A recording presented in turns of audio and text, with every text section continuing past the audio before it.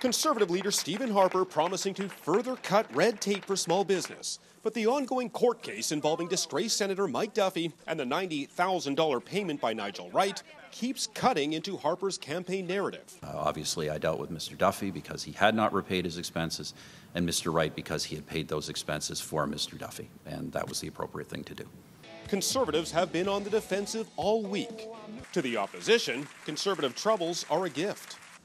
Canadians are not fools. They know that Mr. Harper has not been telling the truth. They deserve him to come clean. The Prime Minister has to start telling the truth to Canadians.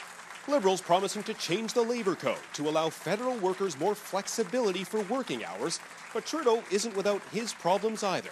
One of his candidates quit late last night for posting offensive tweets as a teenager, even though Trudeau spent the day defending her actions. Canadians expect that when you make a mistake, you apologize and you make amends.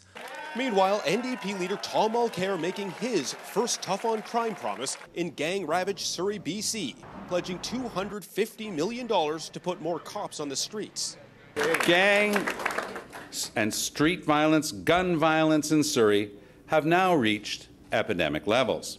Families and young people in particular are paying the price.